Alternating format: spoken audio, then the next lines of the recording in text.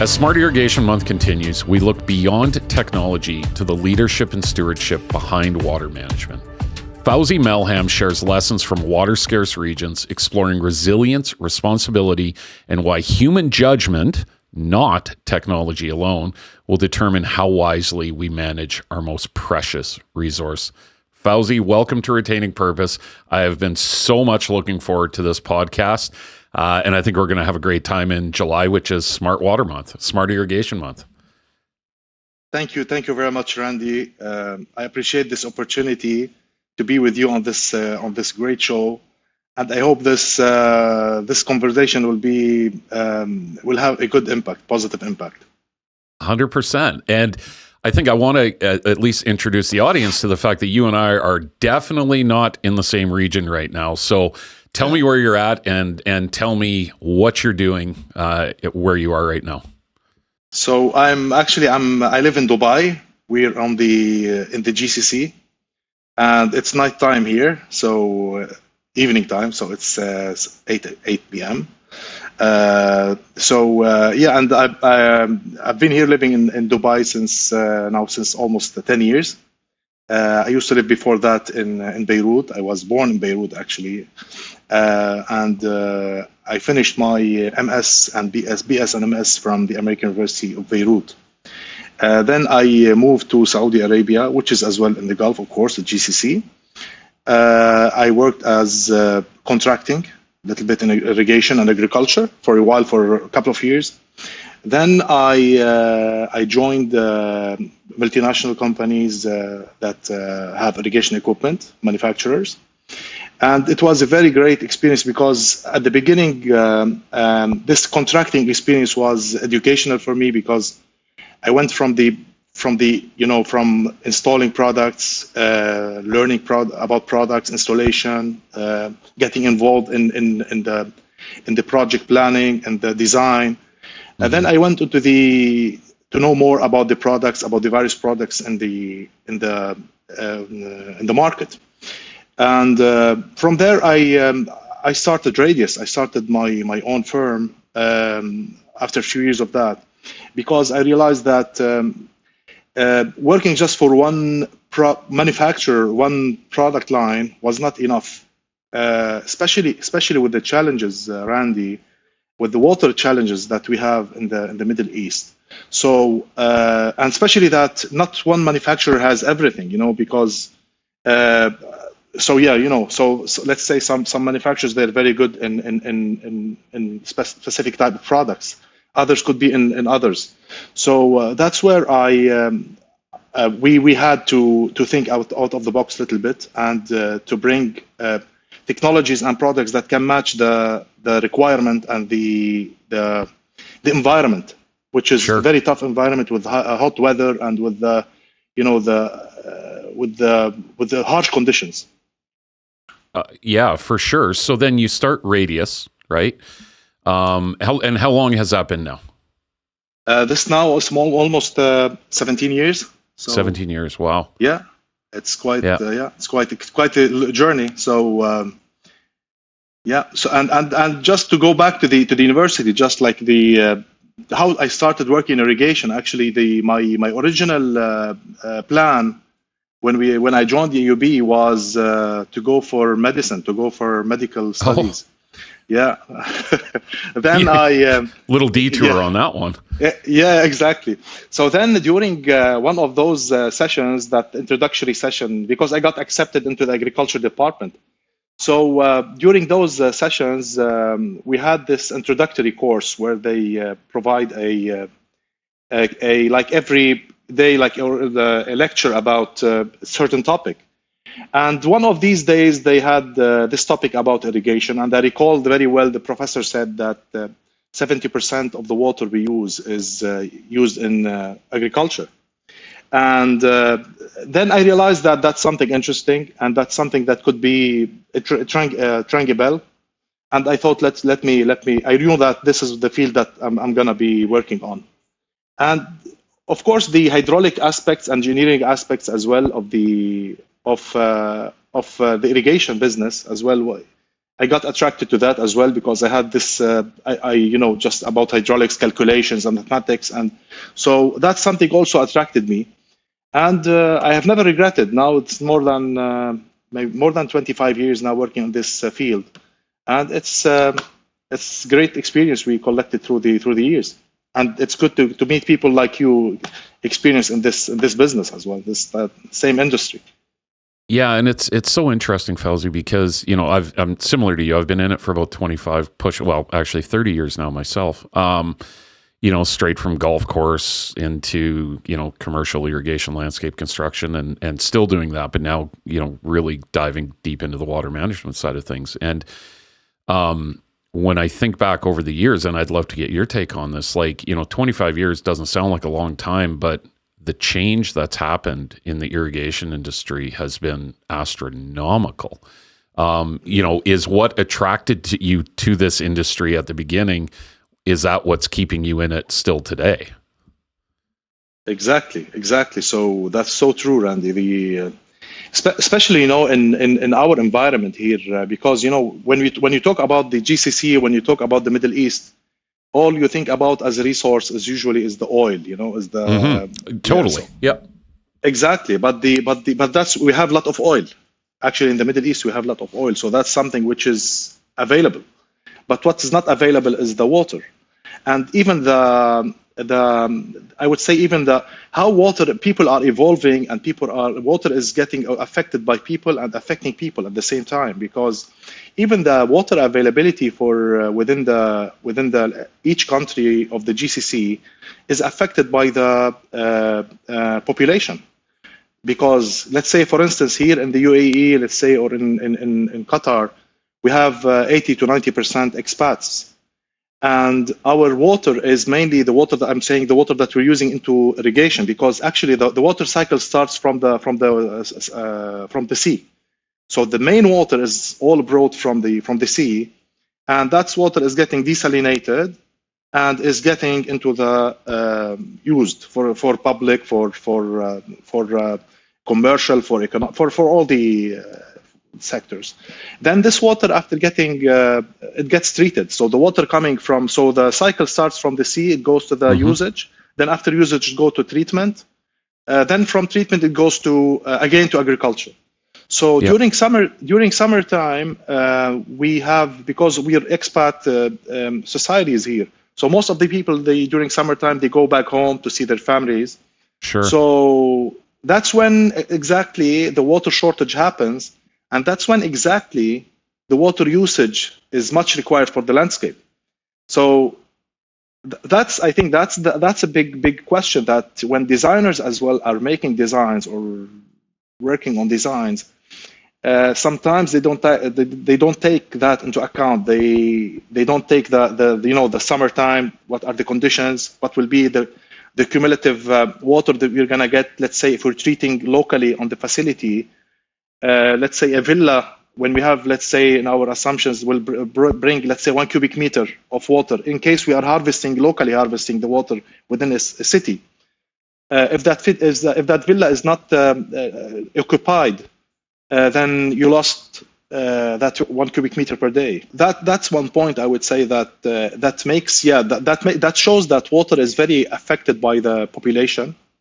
And this is affecting as well the irrigation, affecting the landscape, because the requirement is based on the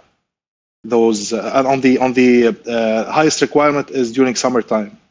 Yeah, and that's and the hottest period of the year, right? So, one thing we're going to get into, and I think you've kind of touched on it, so let's just get right into it. And I've loved following a little bit of your path on this is what we'll call a resilient city, right? I always get amazed, and I've never been to the Middle East. One day I plan on coming to visit you guys over there. But there's the little journey you've had, and if you could walk us through, you just, I can't remember the exact name, Resilient City, but there's something pretty unique that just happened over there. Walk us through. I'm sure you know what I'm talking about. So you mean the sustainable city, or? That's right. Yeah.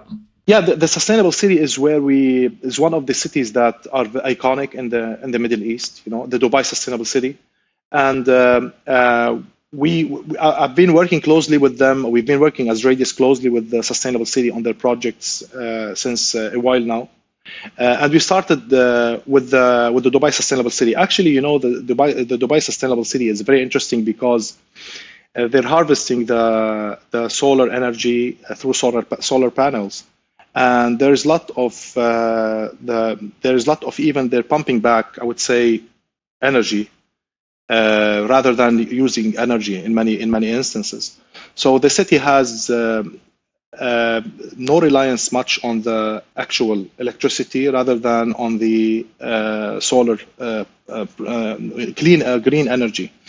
And one of the topics as well that we work, of course, from our side is the irrigation. So in terms of irrigation, we have installed our system. Actually installed there the moisture sensor based. Okay. We have the baseline system, which is working both weather and moisture sensing.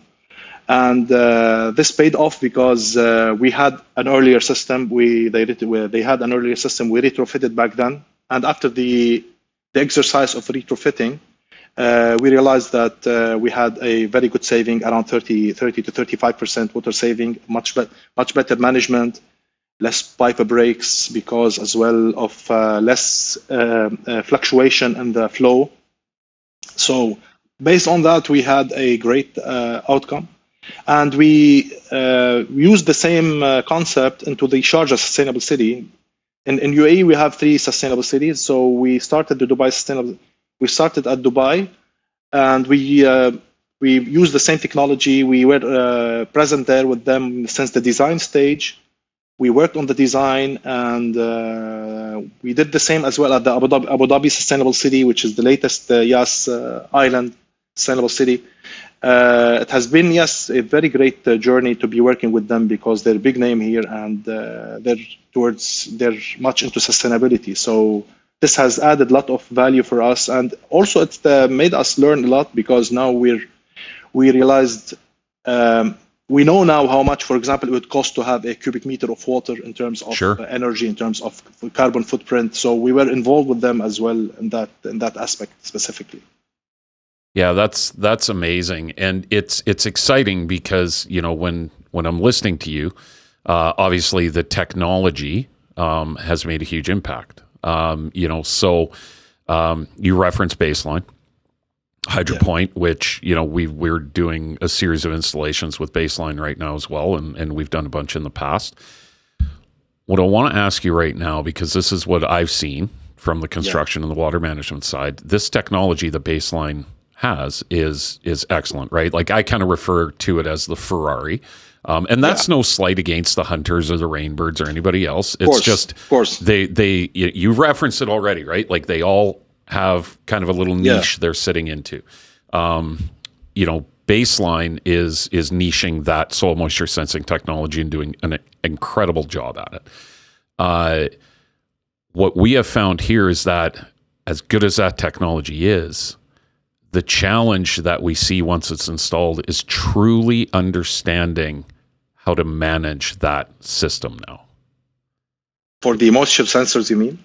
Yeah, just the system in general, right? It's that divide between great intentions and great execution, right? Are you seeing similar things, but that divide in the operational side of things? And if so, what's happening? And if not, what are you doing differently? Yeah, actually, this is a very, very good point that you mentioned, Randy, and it makes sense that yes, in terms of when you install a smart system, of course, there is always you have to go as well to because it all starts from the field. Let's say some people, they come and say, let's install a smart irrigation system, and they would assume that you're gonna get the best results from day one, or without looking at the uniformity at the emitter side. So I agree with you that yes, when you install a smart system, before installing the smart system, I think I saw a post for you that day as well on LinkedIn, which is which is the same almost. I would say that, yes, you have to go to the field first. You have to understand the requirement. You have to understand the emitters, the sprayers, the drippers, everything, how the hydraulics of the system. I think here the added value of the smart system is that it can even measure the problem. So I would say that with when you have sensors, you can measure you can measure even to help you measure how much the problem is big or small. So the moisture sensors, I would say that, yes, if you say that a moisture sensor, which is like the normal moisture sensor in the market that we know, that requires a lot of calibration, let's say that yes, it would, yes. But when it comes to the baseline system, frankly, from my experience, with the TDR technology and the high, I mean the robust type of the moisture sensor, the fiberglass type. So installing the moisture sensor doesn't require much calibration. So you get a continuous reading of the moisture, which is analog reading, which is very important. So this has helped a lot, I think, in terms of knowing when to start the irrigation, when, of course, when to stop the irrigation as well, based on the maximum allowable depletion. You need to reach the field capacity. You don't want to exceed that because you're going to reach gravitational water. So I would say, no, that baseline from this side and the technology from this side has helped a lot answer those questions, and to help us as well cut on water. So in saving water, it's a big issue. It's a big outcome, and as well in management, because for me, Randy, the system, the smart system, is not just measuring a sensor, just like sending back information to the smart system. It's actually how also you're delivering water. Actually, how you're managing the water management. Sure. Right. So it's from one side. From one side of the equation is how much water you require, and from the other side, how you will deliver this water properly through the proper management, which the system can do. And that's a perfect segue into, let's talk water manager a minute, right? Yeah. Water management. I often get a little stuck on what that actually means, and bunny ears, who that person is. Right. You just referenced a lot of things that are very technical, things that you're going to learn in a CLIA or an irrigation auditor course, right? There's a lot of science behind true water management. Exactly. In the Middle East, in your experience, are you finding the training at the operational level meeting the needs of the technology that's being implemented? Very, very good question. And actually, this goes back. It makes me go back in time to the early days. Yeah. Actually, this. When I started my professional career, I joined the Irrigation Association, and I got the certified from the IA. And I started to visit, actually, for the past 25 years, I would say maybe I didn't miss, except the COVID time. I couldn't travel to the USA, but I have attended all the Irrigation Association events. And that was part of one of the things that I learned in the USA as well through the IA is the training courses, irrigation courses, and the capacity building, which is very required, I would say. And that's something very important, because if you have the best system, we don't have people to appreciate, then there is a gap between the people and between the technology. So that's why it triggered something as well. I started RADIUS Academy with my team, and we started to provide irrigation courses, trainings, and we started to do this training in every city, almost each capital of the Middle East. Let's say, for example, we go one day, we do it in Riyadh, one day we do it in 1 week, we do it in Abu Dhabi, one week we do it in Cairo, in Beirut. So we gather we just announced that we have a training, and people, instead of traveling long distances, they would find it's more convenient for them to come and to do the training at their own locations. And this has really have been very helpful for us, and it has taught me a lot, because a lot of things we learned was from the experience. When you gather people and when you bring people with the various with their wide experience, and you exchange the knowledge, Randy, during these events, that will be very, very, very, very helpful and very educational, because every site or every city or every region has its own conditions. And if you try to, like have a this hub of information during those trainings, you can like start to have the information I learned, let's say in Doha. Sometimes I can bring it back with my team. We can bring it back to Dubai. The same thing, vice versa. So yeah, we lack this type of trainings around the GCC. That's something that has been the case. I wouldn't say that we were able to fill the gap ourselves, because it takes a lot of muscles, a lot of resources.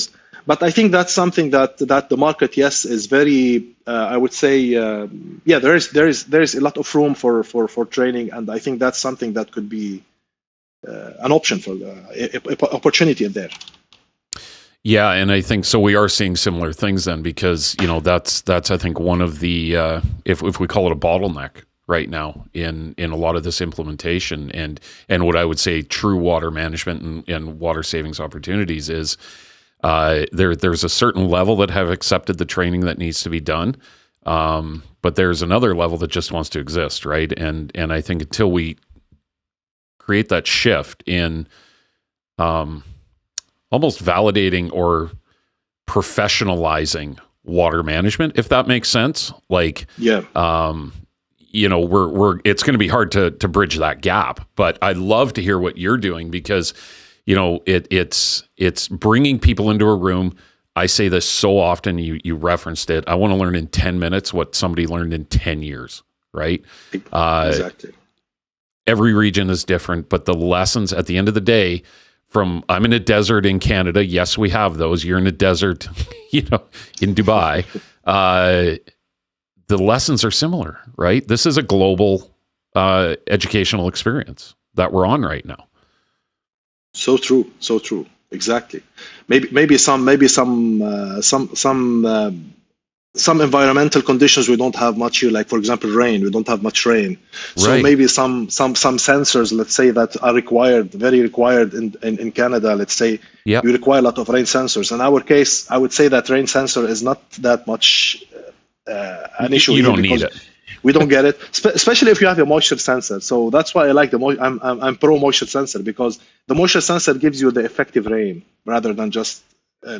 So that's where I would say the technology can help. But yeah, there is some. I think that, for example, a temperature sensor in the root zone is very important. I'm not sure, Randy, if you know that, for example, the sensor can have the moisture sensor can provide you a temperature as well. So the temperature level is very important for us, because it dictates as well when we can plant or we can do the planting. Interesting. Yeah, so during summertime, let's say here, contractors are rushing to finish the installation, and they need to, they have they're behind the schedule. They're running very quick. So most of the time, that what they do, they would just go and just put the organic material, and they would or the peat moss, whatever, and they would just irrigate very quickly and just plant at the same day, and this usually creates a surge, a temperature surge, high temperature surge. So we would usually recommend, let's say, a day or a couple of days for the temperature to go down. Then we can go and plant. So here, if I have my temperature sensor in the soil, I can at least know in the root zone. I can know that I can give now the green light to the landscape contractor. Go ahead and start the planting of the landscape. Yeah, that's interesting. So, obviously we have winter here. You don't have much winter there, but it's similar in I hadn't really thought about it from the other side, which is too hot of a soil, right? For us, it's usually, hey, when is the soil warm enough to actually start allowing growth, right? And some of that can come down to, for us, seeding, right? You don't want to go do seeding when your soil temps haven't reached the point where it's even going to allow the seed to germinate. So yeah, I'm with you. That level of technology and ability to read your landscape is critical. So when you're working, where does your role currently, and I'm just kind of curious, where does your role start and finish when you're with a development? Is there a point with you, Fawzi, where you've transitioned this over to a maintenance contractor or whatever, or is it a constant hand-holding event, check-ins, making sure we're still doing what we should be doing? Very, very good point as well. Very, very valid question, because here we in the region, and frankly, I would say in our region here, the maintenance is not a primary. I don't see it very primary compared to the project installation.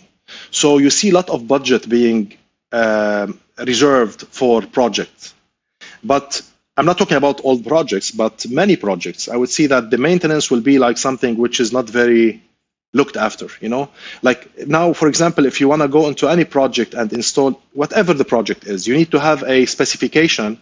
There should be a specification. And for instance, we have RCONSULT. I have RADIUS, I have RCONSULT as well. RCONSULT is our consultancy firm. So we do a specification and design, and then the contractor will have to go with these by these specs. When they purchase, before they get to purchase the material and install the material on site, they would need to have the approval of the consultant. Then after the approval they can bring the material. Now, when the project is handed over and finished, then it comes to maintenance. The material purchase now is not under the same type of control, because there's no consultant anymore. Yeah. So for instance, if you recommend we need to, for example, to have a drip line, pressure compensating drip line that will provide the same watering or emission at the beginning, at the end of the line. Yeah. So you know that. So when a maintenance contractor comes afterwards, they would, for example, bring a normal drip line, which is not PC, which is not pressure compensating. Then they will wonder why the landscape is growing much faster on the other side of the city or other place. Sure. So I think that's something very, very, very valid question. And I think that's as well something that I think developers, they have to take into account, how to ensure that what we have already invested on will remain. Otherwise, most of the systems, they're not automatic anymore, they're manual. You see that the contractor, they would, and this is regardless of any brand. I'm not talking here about any specific brand, but any smart irrigation system or even automatic system, after maybe a few years, you would come to site, you see they're just ignoring the controller and simply just opening a manual valve. So that's It's crazy, Fawzi, honestly. You're talking my language here right now, because I referenced in our little briefly there, I own a landscape irrigation contracting company too. Company has been around for 49 years. We do municipal parks, et cetera, et cetera. My biggest fear, we just did a system installation for City Edmonton, which is about 6 hours north of where I am here in Alberta. It's an old park, full renovation, 183 zone baseline system, 7 soil moisture sensors, you name it. It's the Ferrari. What happened in this situation is the designer, who I know well, they do great work. Right when we started, you realized the gap between what was designed and the client had no concept what they were actually getting. Right? And so then through 2 years of construction and turnover starts to happen, my biggest fear, and you just referenced it, is in 5 years, I'm going to go back there and this thing's going to be treated like something you could have bought off the shelf at a Home Depot. Right? Exactly. Push some buttons on the controller, and that, it saddens me, because all it says is we still have so many gaps we need to cross between design to client understanding to execution of construction, and then that turnover. And we're talking about professionalizing irrigation water management. What does professionalizing ongoing maintenance looks like? And that's why we started GROW, right? Which is no, we're going to be your solution. That's my short little pitch on it. But it's tragic in my mind, but you're seeing the same thing, which is these gaps are created, and we haven't figured out how to cross them yet. Exactly, and I think this should be coming at the end of the day from the client side, because they're the owners of the project. So what we try to do, I'll just give you like from my own perspective, what we do usually. We try to go to the owner, and we try to sometimes, because for them, especially facility management, we go and tell them, you have a resource that has a value, and irrigation, even if you don't care much sometimes about the water cost or the cost of the water, but let's be realistic. The cost of the water is one part of the equation, but the opportunity cost is the cost of the landscape, because it's not just losing. You're not here like just saving. For example, if you have like a proper irrigation system, you're not just like now saving water. You're saving your landscape, which costs millions. So yeah, so some people, they have like this disconnection, I would say that, and this is because of they're not maybe they're not knowledgeable much about, let's say, this specific industry. But I think that's our role comes here, that we try to enlighten, try to sometimes to bring to their attention that yes, it makes sense if you want to invest on a smart irrigation system or proper irrigation system, and to maintain it properly later on, which is part of the cost as well. It has to be. It will pay back, because you will be able to save your landscape. You're going to have even a greener, much better landscape. You're going to have less water consumption. If you have less water consumption as well, you're going to have less pumping. So, for example, now, that's something which is when in terms of maintenance, I would say that. Let's say one of the projects I was working on, we went there and we saw that site. They were operating 20 hours per day irrigation system. 20, so only 4 hours. That's a long water window. Yeah. So that's usually, most of the time I would say like a system could be like, I would say that, okay, fine, 10, 11 to 12 hours. That's a normal maximum. Yeah, exactly. So, but 20 hours, that was huge. But what happened when I went on site? We saw that there is 100 GPM, 200 GPM, 700 GPM. So the pump station is not getting the proper timing, or it's not being used based on the efficiency curve. So let's use it on the efficiency. So we told them, guys, okay, let's see how much you can save time if you operate rather than 100 GPM, 300 and 600. And 1000, let's do it 600 GPM on the efficiency curve. Can we operate by flow? Then we were able to cut our irrigation by half. Now we are able to cut irrigation by half. We installed a flow station, frankly, which is, so we managed the irrigation by flow. So now the controller or the system doesn't care, because the controllers are talking to each other, and we're able now. The controllers are. So the full site now, you're having my 500 decoders that are almost like one entity, and the system is saying, okay, I know that the flow of each valve, let me operate them together based on the 600 GPM. Then I squeezed my irrigation window. When I squeezed my irrigation window, I got less pumping. It means that less maintenance, because at the end of the year, the client came and told me, Fawzi, we have now more saving on the maintenance, because we're not operating. Yeah, of course, because you're not operating your pump at the same time. For 12 hours? Yep. For 12 hours, yeah. And you're not as well now having fluctuation in the flow, because when you have 100 GPM, then 500, then 600, all the surge and will create water hammer. So that's what will create. That's what will create pipe break at the laterals and the end lines. So I think that, yes, I think that it's our role. It's our role of people who come from this, people like experts and this industry experts to promote not a brand, I would say. No, we promote a solution. We need to promote a solution. And that's why, Randy, you see, I mentioned that I don't promote a brand. When I promote, I get best of the best for each type of material. So let's say if I have now a site where I have a water quality issue, I recommend a proper filtration. I recommend a proper water. Let's say we work with Casco. I'm not sure if you work with them as well. For you. So, nice. So Casco, they're a very good product in Minneapolis state. Yeah. So they have diffusers, they have aerators.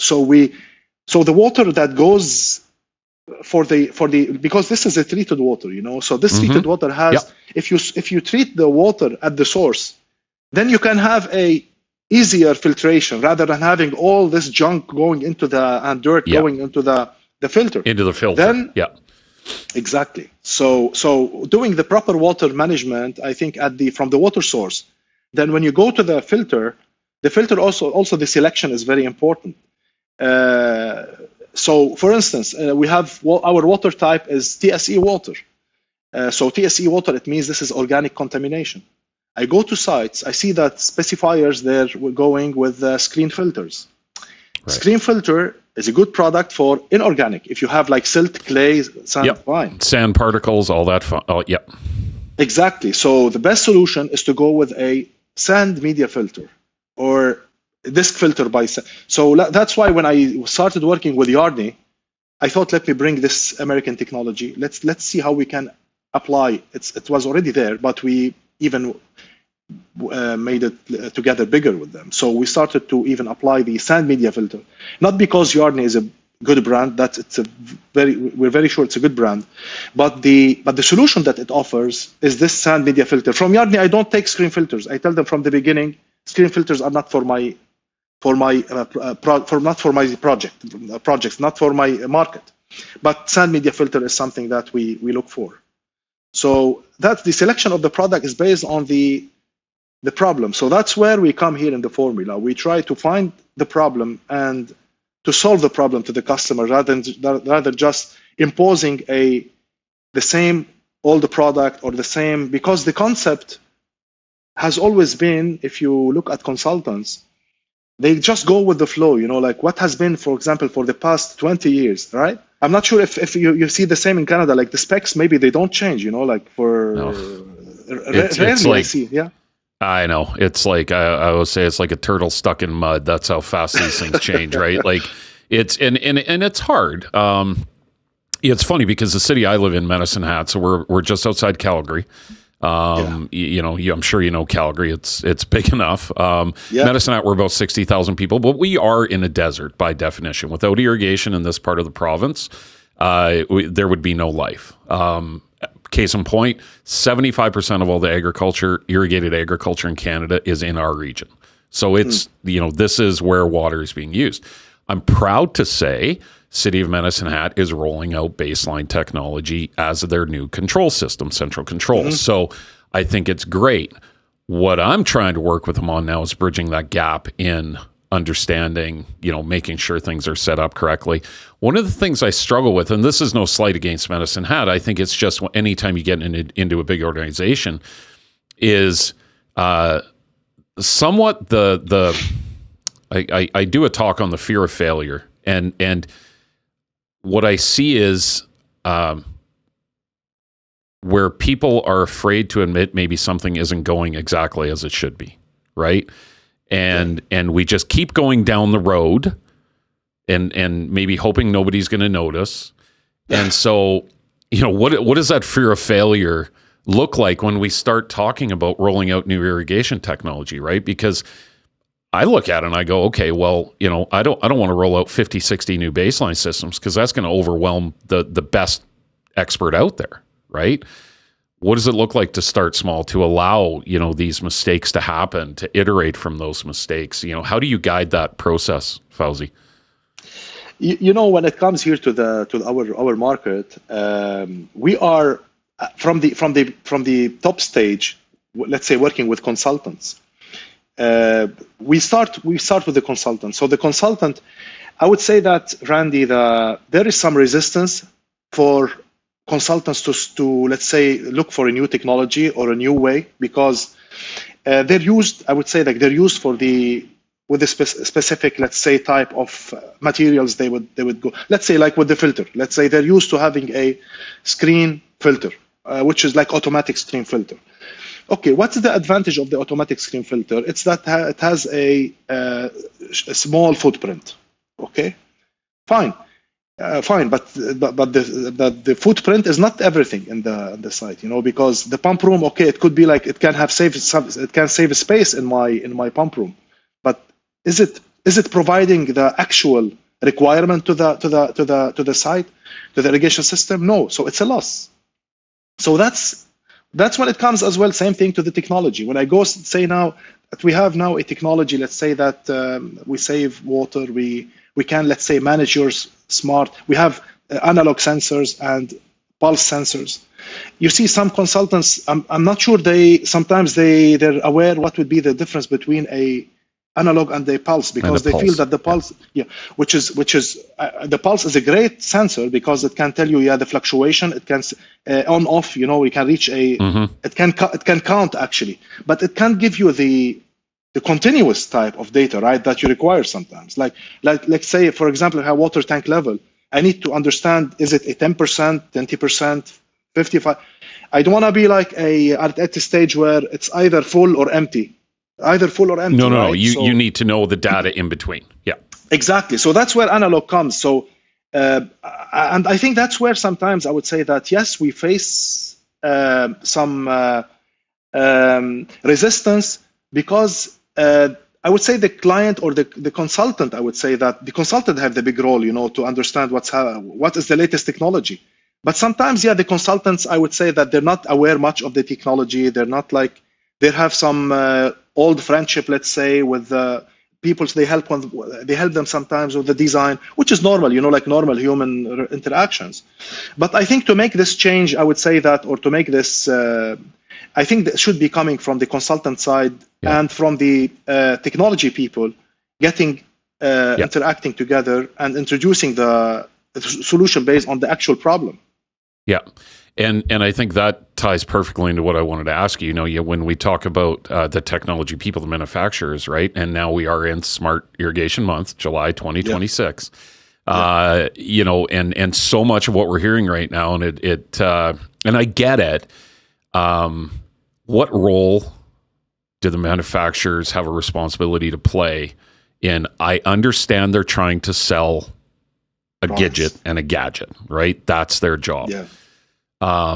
What role do they have in the future responsibility of what water management truly is? Because you and I both know that product that we put on the wall or in the ground is only as good as the person behind it. Exactly, 100%. And I'll tell you frankly, that's why, as I started at the beginning of my talk, that I didn't promote a brand, never, there is no shame in promoting brand. There's no shame in promoting brand, but I know that there's always this, like this thin line between saying the truth 100%, or sometimes, you want to make it look, as you just mentioned, you want to make it look beautiful. So I think here the role of the manufacturers is very important, to be straightforward, and as I think here also role of the clients, and from this side the consultants, because the consultants are the people who are writing the specs and who are putting the specification. So the specification are written by consultants, Randy, right? So manufacturers, of course, they have to the least thing, they have to be in touch with consultants. They have to promote the technology.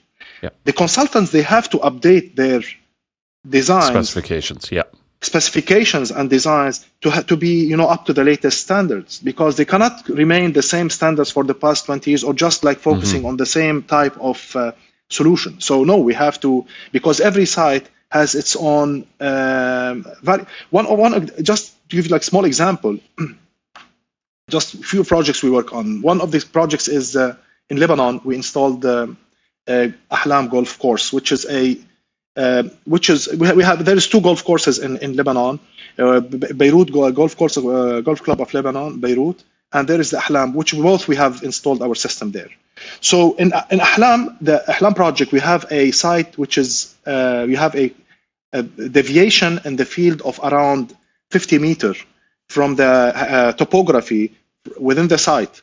So when we did the design, we had to have pressure sensors. So if I was working in a proper, like in an old school type of designs, I know that there is no pressure sensor. I would be under the mercy of the hydraulics, because we have like 50 meters of variation in elevation. You got 5 bars pressure. 5 bar pressure will break a pipe, because if you need to have a 5 bar pressure at the bottom of the site, for the pressure to reach up at the top of the site with a 5 bar rotor, because I have, for example, a Nelson, let's say big gun throwing So you need to have at the bottom like maybe 10 bars, right?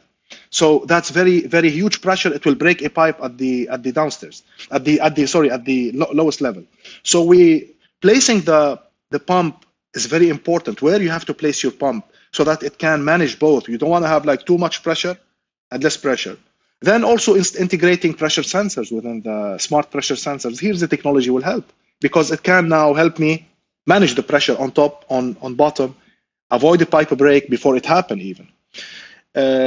One other project is the Center of Curiosity. We installed the team lab. At the team lab, we installed our system, which is very high scale project by Miral. So at this project, we have a very famous, very prestigious 20 trees, 20 only. Okay, and wow. And those very expensive trees. And they require to have, they have like a very deep root, around maybe 20 meters root, okay, around that, less than 15 meters. So you have like maybe 3 floors of root going down from the top of the place. So they had to install many more. They wanted more moisture sensors. So they said, I need for every tree, the specifier, I have to have 4 moisture sensors, because I'm going so much down, and just for our visibility, which is which is too much, but it's fine. So it depends on the exactly. So it depends on the project actually. So every project has their own requirement. But here I think that the role of the consultant, Randy, I believe that they will make it or break it, because if you leave it just to the manufacturers, I think the manufacturers, they will always, as you just met, they want to sell their product. So they're going to push product. Yeah, and this is their role, So I cannot blame them. They have to push their product. Now the consultant has to take a stand and say, no, listen, you're a good product. Maybe you have a good valve, you have a good rotor, but the technology, there is something. Let's see what's happening on the technology side. Are we going to install just from A to Z from the same supplier, or let's bring maybe for this specific project a specific material? Well, and then also, what that poses the question then is, who's educating the client on what they're even getting, right? I go back to my City Edmonton example. They didn't even understand, it had never been told to them that, baseline is meant to run through Base Manager, not like, I don't know about you, but it is, sorry, HydroPoint, one of the worst systems to try to run at the controller. It's not meant to do that, right? But these guys didn't even understand that they needed to get into the cloud, and let alone what was going on in the field, right? So, it's I think upping their game, also doing their part to educate the end user on what they're actually getting, so that as a contractor or as a water manager, you're not walking into a room where the level of knowledge is at ground zero. I think that's a very important point as well. And that's from our side. I would say that as a RADIUS, frankly, whenever we promote, let's say when we design a system or install a system, we go after it. We don't leave it, because regardless if it's Baseline or Rainbird or Hunter or Nelson or K-Ray, whatever the system you're installing.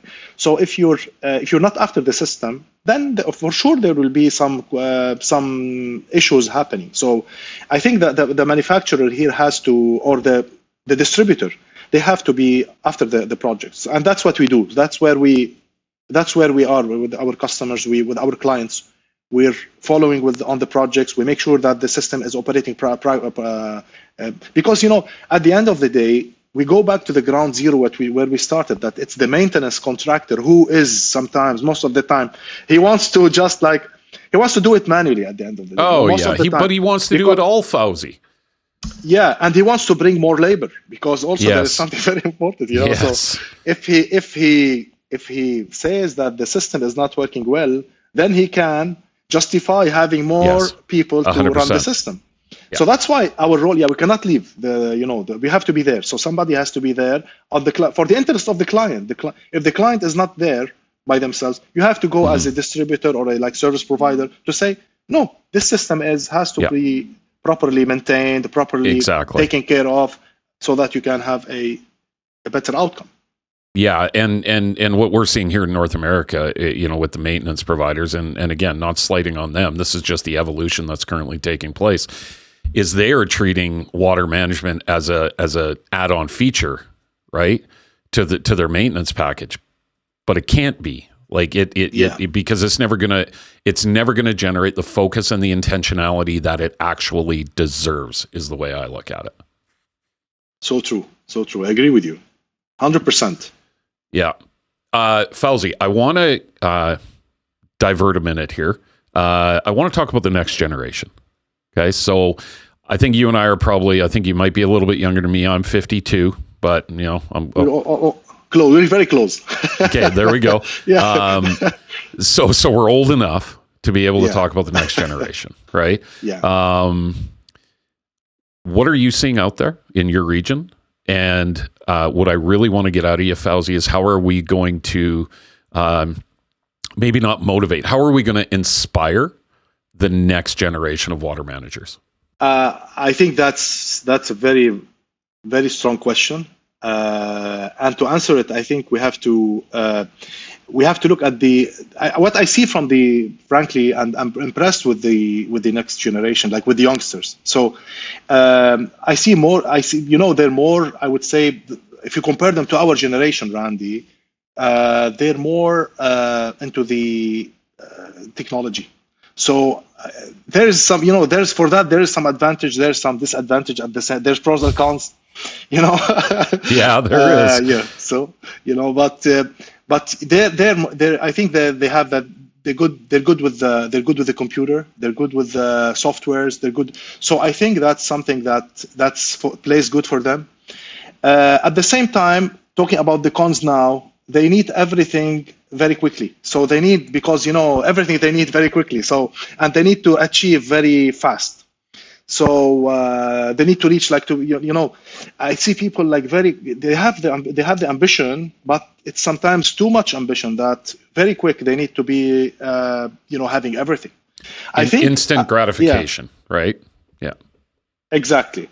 So I recall when I graduated, the first thing I did, I went to the site. So I went to the site, and I recall back then, Randy, I went to this. I had my master's from AUB, from American University of Beirut. So when I went, the director of the company I was trying to join, he said, "What are you looking for as a salary?"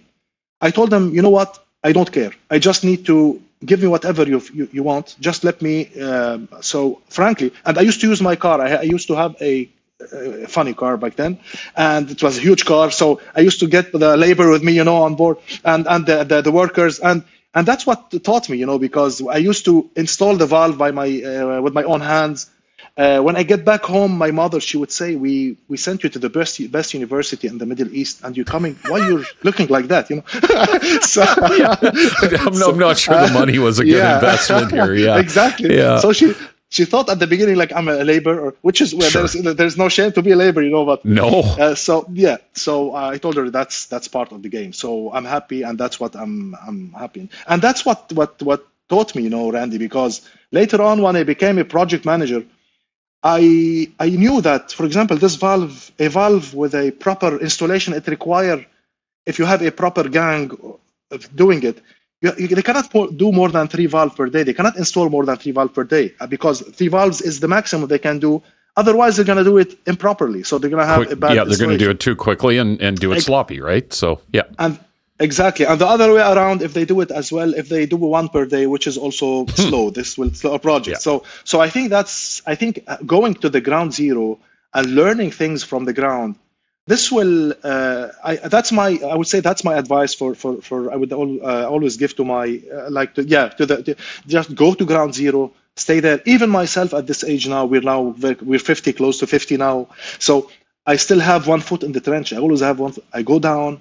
I still have to feel, still have to, to smell the soil, the dirt, the grass, because that's what keep me alive, because that's part of the game. If the moment I'm far from the site, it means I started to become, too much intellectual. I don't like it. I want to see things in hand. I want to see things how they're doing on ground.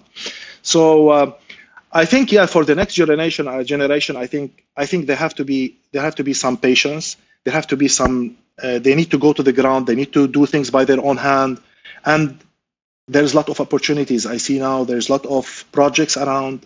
If I talk now about the Gulf, we have huge projects going. Regardless of anything that happened, I think within the past year here, but I think the future is there. Yeah. So there's a lot of potential. So yeah, I think there is responsibility on the manufacturers as well to get involved in attracting the smart generation, to be energized, to go to schools, to universities, do promotions, promote water management, promote how water, because I just started talking about how I started in irrigation. It's one sentence that I heard back then from my professor. He said 70% of water is. So, and then it changed my life, and it changed for good for me.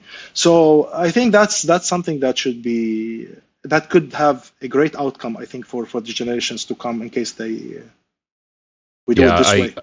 I feel like you and I are somehow related because there's so many things you're saying. I'm like, this is me, but you talk about keeping one foot in the trench, right? And, after we're done this, I'm heading off. We're doing a irrigation renovation at a golf course a couple hours away from here right now. And I'm going out to solve a power issue, right? And I'm going to, I electrocuted myself 5 times on Tuesday. Kind of stung a little bit, but it's those moments, right? And yesterday I was taking apart a valve at my doctor's house, and it's just those things that keep you. And the thing, and this is what I don't know. Maybe it's just weird. Maybe it's just the passion for it. But one thing I always come back to, and why I love this industry, is the smells. And that might sound weird to somebody that doesn't get it, but coming from a golf course background, doing landscape construction, irrigation, whatever, the smell of the grass, and I mean the legal kind. When they cut the grass, it's exactly. Let's qualify that statement. The smell of fresh cut grass. There we go. But the smell of water hitting the ground, hitting dry ground, right? Like These are definable things in my mind, and when I smell that, it's like I wake up, and I hope the next generation can really start to feel that, because I just sense it's more and more important than ever. So true. You're just speaking my mind, actually. So and that's where every day. So that's part of my I try to do it every day. Sometimes business takes you a lot, on meetings, whatever. But I try always at least on a weekly basis, 2 to 3 times to try to go down to the field, learn more, because the more also every day I go to the field, I learn something new, something you can learn from the labor, from the engineer, from the worker, even the way they install something. They let's say they can do some, there is some experience that you get on site that you will never get while just sitting at office. No, you won't. And actually, I just said that to my team at the golf course doing the install last week. I said, every day I show up here, I'm excited to see what I'm going to learn. And likely I'm going to learn from something you've done wrong or I've done wrong. So, this brought me back to a point, to one example, just to show this little story, a small story. So we installed this moisture sensor, and then we had suddenly this rise in the water, level. Then the client, he came and he said, we're not increasing the irrigation. The irrigation's the same. So we are gonna irrigation the same schedule. So how come the moisture sensor level went that spiked up? Yeah, spiked up for a few days. Then we started, I started to scratch my mind. What's happening? Maybe there's something wrong. Then you know what? When I went down and I was checking the grass where we had this issue, then one guy, he was passing, young guy. He said, "Sir, we cut the grass 2 days ago." Then we cut the grass. Okay, maybe because we cut the grass, then the water went down quickly to the root zone. So that's something. It brought for me an idea. Or I told the client that, okay, now when they're gonna cut the grass. So they cut the grass. You're gonna get the moisture will spike. Yeah, exactly. So that's something which we learned. I could have never learned unless I went down to the field and just tried to do some investigation what's happening. So I think unreal. That's yeah. I love it. Fawzi, I want to, I guess, a couple things. Number one, will you be attending the IA show in Vegas this year? Hopefully I will. Okay. Every day, my friends, they ask me, are you going to do it? Yeah. I say maybe, but every time I do it. So I think I'm going to. I want you to go because, so my son Elliot works on the grow side and the water management side. He's heading there. He's got his CLIA, but he's going to take his CIC. So he's registered. We just did it last night. I haven't bought my ticket, but I'm going to buy your ticket, and I buy my ticket, and I expect to see you there because we're going to go have dinner together. We'll see you there. Yeah, there we go. So that's number one. Number two is I'm going to be hosting a webinar likely towards the end of August, and I want you as one of the guests. Are you willing to do that for me?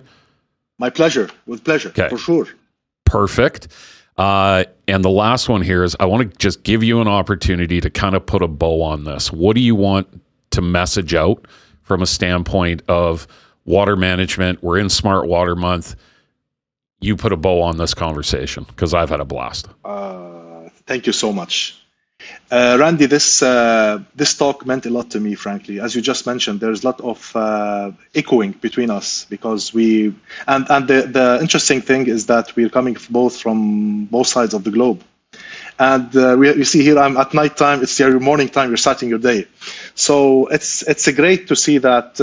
And you know how we just like a small word, and the conditions are almost similar. And as long as we have this great spirit, I think, towards, because I think people who work in this industry, they share something in common.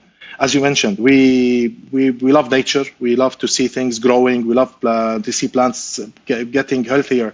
So I think we share a lot of good things, and that's something, especially now during this time, because this is a smart irrigation month, they call it. Yeah, so it means a lot to be on your show because I know also that how this topic means for you as well, and this has been also defined. This specific topic has been defining my last 25 years. So it means a lot for me to be on this show, specifically on this specific timing. I hope to be in a. I hope, of course, I look as well for the following opportunities and to meet during the IA next IA at Las Vegas.